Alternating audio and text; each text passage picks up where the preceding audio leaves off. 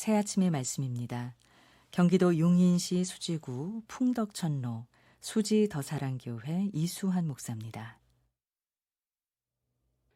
오늘 새 아침에도 행복했으면 좋겠습니다. 사랑했으면 좋겠습니다. 성령 충만했으면 좋겠습니다. 오늘은 마가복음 11장 24절을 본문으로 믿음이라는 제목으로 말씀을 함께 나누겠습니다. 마가복음 11장 24절을 읽겠습니다. 그러므로 내가 너에게 말하노니 무엇이든지 기도하고 구하는 것은 받은 줄로 믿으라. 그리하면 너에게 그대로 되리라. 영국 옥스퍼드 대학교 재학 시절 에릭 리틀은 신실한 그리스도인이었습니다. 1924년 파리 올림픽 100m에서 가장 강력한 금메달 리스트 후보가 리틀입니다. 영국 국민의 기대를 한몸에 받고 그는 올림픽에 출전했습니다. 하지만 주 종목 100m 경기가 주일에 열리게 되자 그는 예배 때문에 출전을 거부하고 말았습니다. 영국 국민과 세계 매스컴은 일제히 그를 비판했습니다. 옹졸한 믿음의 사람이라고 맹비난을 퍼부었습니다. 평일이 되자 그는 주 종목이 아닌 200m에 출전했는데 동메달을 땄습니다. 이어서 아무도 그의 우승을 예측하지 못했던 400m 경기에서 금메달을 차지했습니다. 이 내용을 담은 영화가 스포츠 영화 중에 가장 명작으로 꼽히는 불의 전차입니다. 그때 그는 이런 유명한 명언을 남겼습니다. 나는 달릴 때 하나님의 기쁨을 느낀다. 그런 믿음을 삶의 우선순위에 두었습니다. 하나님은 믿음으로 그분을 존중하는 사람에게 기쁨과 상급을 보장하십니다. 오늘 본문에서 기도와 믿음이 번갈아 사용됩니다. 하나님과 믿음의 관계 속에서 그 믿음을 말로 표현하는 것이 무엇일까요? 기도입니다. 그렇게 될 줄로 믿으면, 의심하지 않으면 그대로 될 거라는 근거입니다. 왜냐하면 하나님이 믿음에 방해되는 것을 모두 제거하시기 때문입니다. 믿음은 간절한 기도에 역사하실 하나님을 기대하는 것입니다. 그래서 믿음의 사람은 어린아이와 같은 진실한 믿음을 그리워해야 합니다. 어느새 때가 묻어버린 믿음, 머리만 커버린 믿음을 부끄러워해야 합니다. 주님의 마음이 뒤쫓는 믿음, 주님의 마음이 뒤쫓는 믿음, 나의 유익을 위한 기도이면 심히 유감스러워해야 합니다. 믿음의 사람은 순전한 마음으로 예수님을 잘 믿고 싶어하는 사람입니다. 한국인들이 가장 존경하는 인물 중 한 사람이 독립운동가요 정치가 백범 김구입니다. 동학에서 불교 그리고 기독교로 개종했던 그가 쓴 백범일지 중에 이런 내용이 있습니다. 내 소원이 무엇이냐 하고 하나님이 내게 물으신다면 나는 스슴지 않고 내 소원은 대한독립이요 라고 대답할 것입니다. 그 다음 소원은 무엇이냐라고 물으면 나는 또 우리나라의 독립이요 라고 할 것이요. 또 그 다음 소원이 무엇이냐라는 세 번째 질문에도 나는 더욱 소리를 높여서 나의 소원은 우리나라 대한의 완전한 자주 독립이요 라고 대답할 것입니다.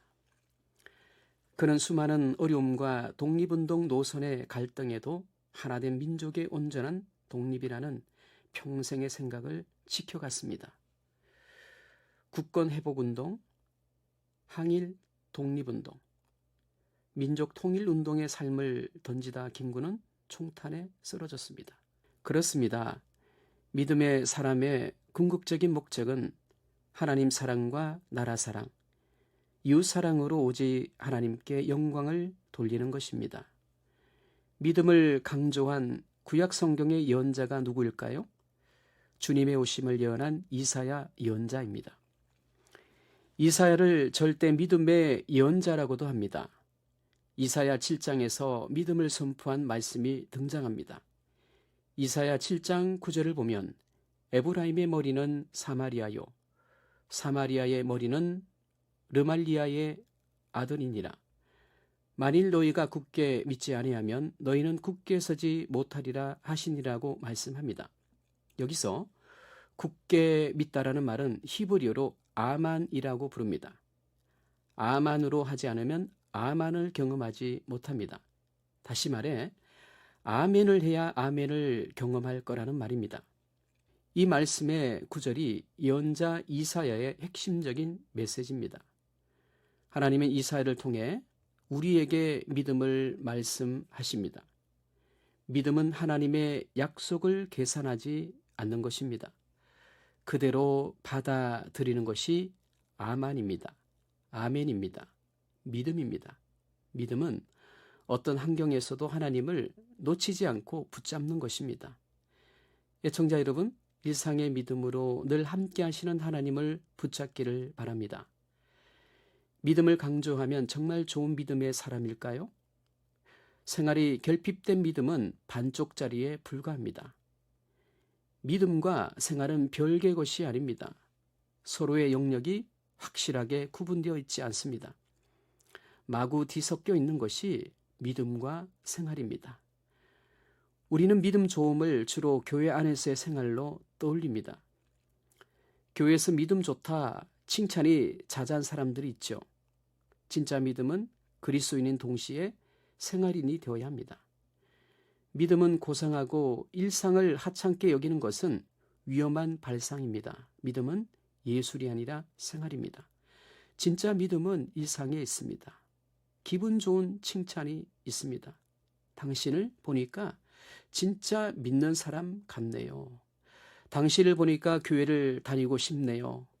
이런 말은 오래전 요셉과 다니엘을 보고 하나님이 살아계신다고 고백한 이방의 왕들을 떠올리게 합니다. 종종 교회를 떠난 사람들이 다시 돌아오도록 기도하려면 어떻게 할까요? 그러면 그들 주변에 요셉과 다니엘처럼 하나님을 신실하게 믿는 사람들을 붙여달라고 기도해야 합니다. 목회자에 대한 실망은 좋은 목회자를 만날 때 극복됩니다.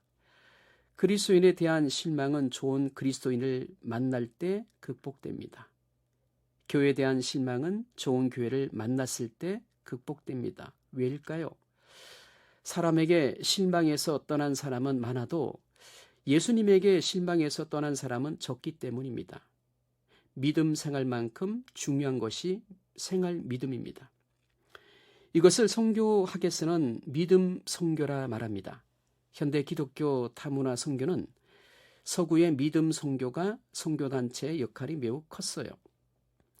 중국 내지 선교회, 기독교인과 선교사 연맹, 수단 내지 선교회, 아프리카 내지 선교회가 이 믿음 선교 정책을 채택했습니다.